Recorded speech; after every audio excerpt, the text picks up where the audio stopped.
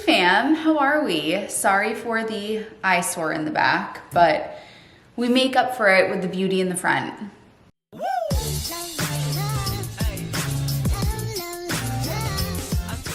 It is Valentine's Day, so that's why I'm all dolled up and I have a puffy shirt, a pirate shirt, a Jerry Seinfeld shirt on. We are going for Indian food. I was not exposed to the joy that is Indian food until the night before my college graduation.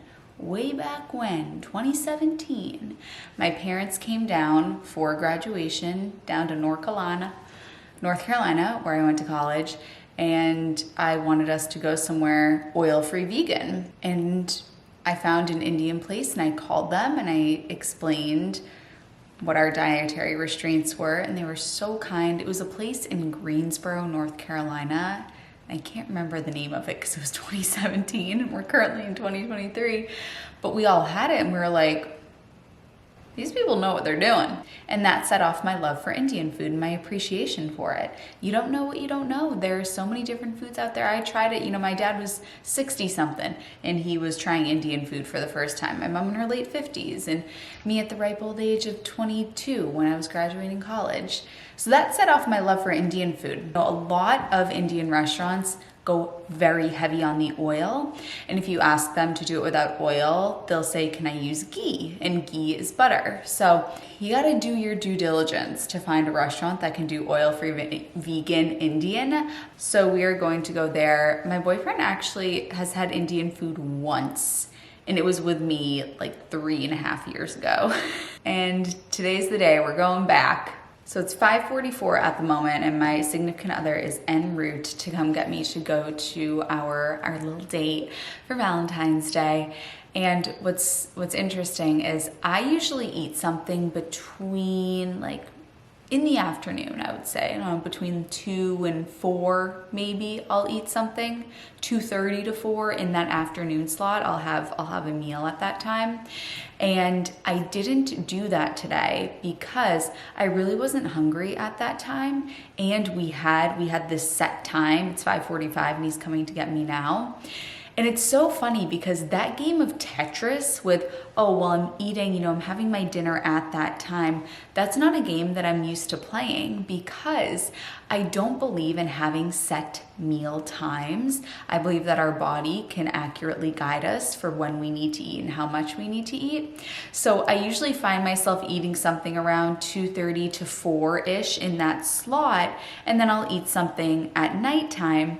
But because I had this dinner time that I knew that I wanted to be hungry for, because I didn't want to go to the restaurant and not have an appetite and then not enjoy the food, it was so interesting to be thrown into a game of Tetris with my meal timing. If you don't like Tetris with your meal timing, you don't want to be like, oh, well, I'm having this meal at that time, so I can't eat too much right now, then you have to subscribe to the SOS lifestyle, the Slim on Starch lifestyle, where we're not married to meal times. There is no such thing as breakfast at 8 a.m., lunch at 12 p.m., dinner at 6 p.m. That's not something that we do in SOS. We break free from that mentality. So it was so interesting for me to be in that place today where I thought, oh, okay, I can't have this meal too late because then my dinner meal will be spoiled. And I got a taste of it today and I don't like it. So it gives me a little reminder of how much I love the SOS lifestyle and the fact that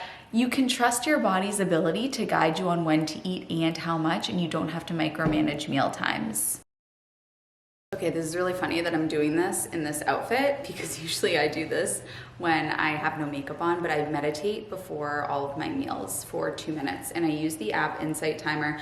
Not sponsored, but it's a free app and it keeps your day streak. And so I'm gonna meditate because we are gonna go to the restaurant. Can't meditate there.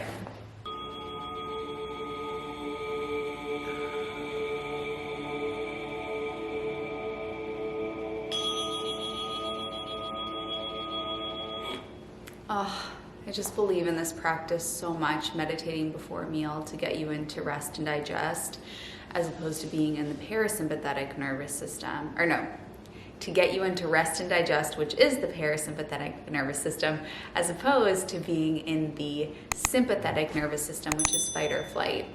If I were at the restaurant, I still would do my meditation. I would either go to the bathroom or I would do it just at the table. I might not hit a full 2 minutes, but don't get lost in that black and white thinking to think, oh, if I can't do the full 2 minutes, then I shouldn't do it at all. It doesn't even have to be 2 minutes. It can be 20 seconds. You get to decide.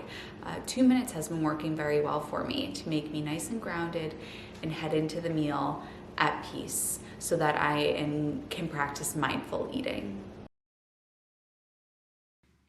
Here is our Indian feast. So we got vegetable biryani, which is rice with spices and mixed vegetables.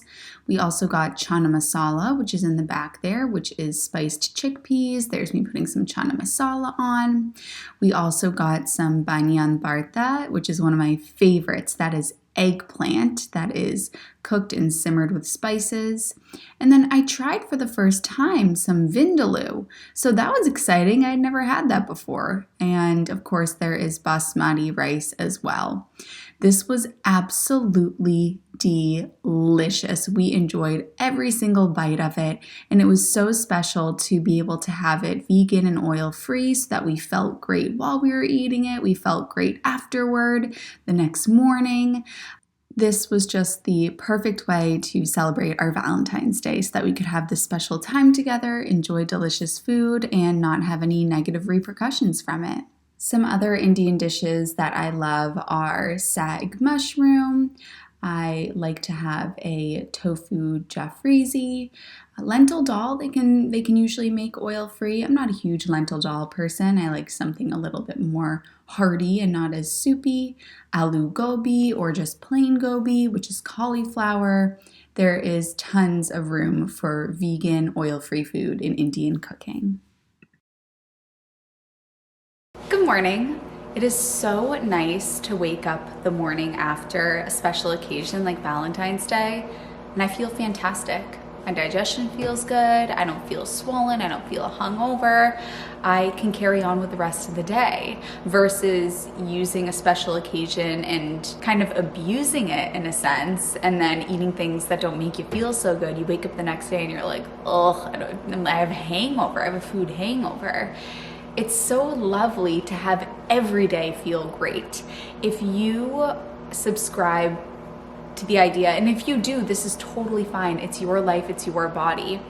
But if you subscribe to the idea of, okay, Valentine's Day, I'm gonna go wicked hard. I'm gonna eat every piece of chocolate in sight. Today is my day. Today I'm allowed to do this.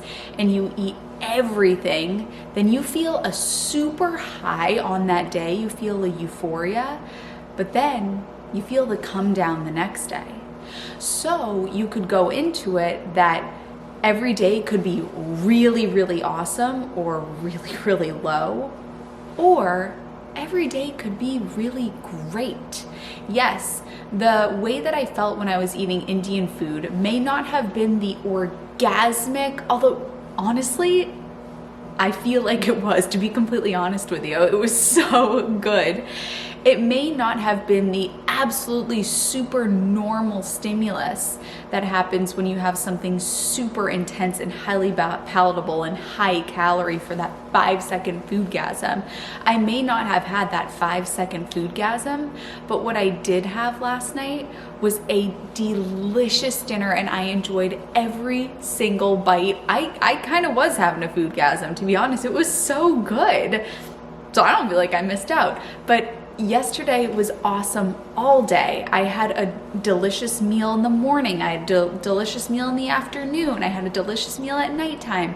I'm making a delicious meal this morning right now. I feel good. I went on my run this morning.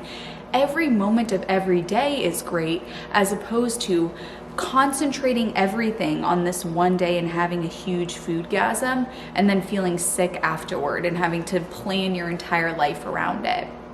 My dad has this quote that you could live like a king for a day, or you could live like a prince for a lifetime. And he talks about that with money. He goes, you can blow all of your money, or you can be very smart with how you invest your money, and you can live in a way that is modest and a way that is very smart with your dollar. And if you do that every day and you do that for your entire life, then you'll be just fine with your money. Or if you blow all of your money when you have it when you're young, then you won't be living like a king. And it's kind of the same thing with food. You could have this massive cheat day and then restrict and diet yourself to craziness the rest of the other days, or you could have a really great meal every single day that's SOS approved, that you love. I love every single one of my meals. I never feel like I'm missing out because what I eat is so delicious. I don't eat the super high calorie, hyper stimulating things. So when I eat Brussels sprouts and potatoes, it feels amazing because my brain doesn't have that super high calorie food to compare it to because it's been so long since I've had it. You can get yourself to this place as well. You could make it so that every day is great and awesome, or you could have 364 really low days where you're counting your calories and eating nothing so that you can have one big blowout cheat day. That just doesn't seem too fun to me. I'd rather feel great every day and just kind of be streamlined every day, cruising, as opposed to be on these highs and lows of eating a ton, restricting, eating a ton, restricting. My significant other left his Sherpa here and I just threw it on, and now that it's on, I can't take it off. I was just meditating before my meal and thinking of another way that I can describe this to you, which is, it could be like you could have it rain for 364 days of the year, but for one day of the year, it's going to be the most glorious day, and you are going to spend it on the beach, and you're gonna have a perfect tan, and you're gonna feel great, and you're not gonna get sunburned, and it's gonna be awesome. You don't even have to apply sunscreen, and you're soaking it in.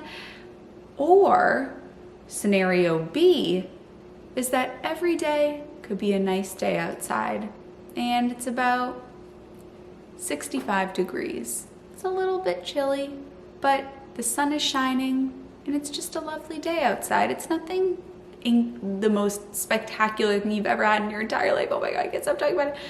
But you could have that 365 days of the year. I'm gonna go that one. I'm gonna choose to have a nice day 365 days of the year, and it's not perfect. I'd rather have that as opposed to having one day that is an A++, off the charts, oh my God, so unreal, and then 364 days of rain and gloom and sadness. See what I mean here? Choose the path where every day is a good day as opposed to riding these highs and lows with food. Nourish your body every day properly outside of the external cues, the external societal cues about today being a day where you should stuff yourself. Do what makes you truly feel good day in and day out. You know, I'm making my meal and I have my Hawaiian sweet potatoes and I'm taking them out and I have my Brussels sprouts and I'm like, this smells so good. Like, this truly feels like a 10 out of 10.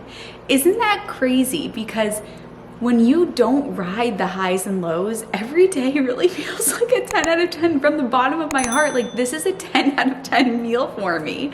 Just my normal potatoes and veggies. So when you commit to every day choosing to just have a great day every day as opposed to having an incredible day and then a super low day, every day just feels really awesome. And your food, like I'm making this plate and I'm like, I love this. Like, this is great. I just love this lifestyle.